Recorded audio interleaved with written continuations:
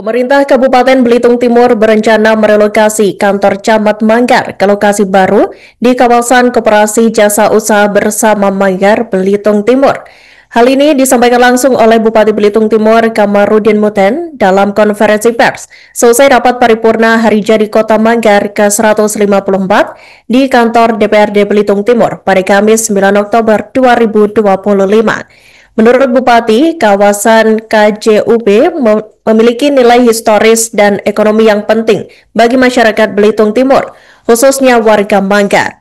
Dan kini pemerintah daerah bertekad menghidupkan kembali kawasan tersebut sebagai pusat pelayanan publik Kecamatan Manggar yang modern, representatif, dan mudah dijangkau masyarakat. Dan untuk informasi selengkapnya, Tribuners, kami telah tergabung dengan rekan jurnalis dari Pos Belitung, Yunita Karisma Putri. Silakan rekan Yunita dengan laporan Anda. Baik, selamat sore Tribuners dan sahabat Pos Belitung. Ini bisa saya sampaikan bahwa pemerintah Kabupaten Belitung Timur memang akan merencanakan merelokasi kawasan kantor Camat Manggar ini ke lokasi baru, yakni kawasan Koperasi Jasa Usaha Bersama atau KJUB Manggar Belitung Timur. Bupati, Ketua DPRD, dan jajaran pemerintah daerah yang terkait ini sebelumnya telah meninjau langsung kesiapan lahan dan arahan terkait penataan awal, kejelasan aset, serta perencanaan pembangunan yang matang ini juga tengah dilakukan.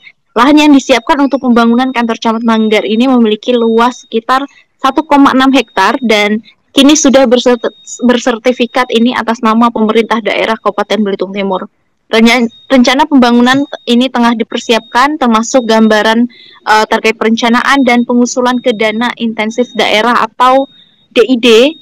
Dan sementara itu bangunan kantor Camat Manggar lama ini tidak akan dibiarkan kosong, namun karena pemerintah ini akan berencana mengalihfungsikan menjadi kawasan ruang publik yang dikenal sebagai Simpang 5 Manggar dengan konsep yang lebih terbuka, hijau, dan nyaman tentunya. Dan tempat ini nantinya juga bisa menjadi ruang interaksi warga, tempat berolahraga, dan menikmati suasana kota yang asri dan humanis di tengah Kabupaten Belitung Timur.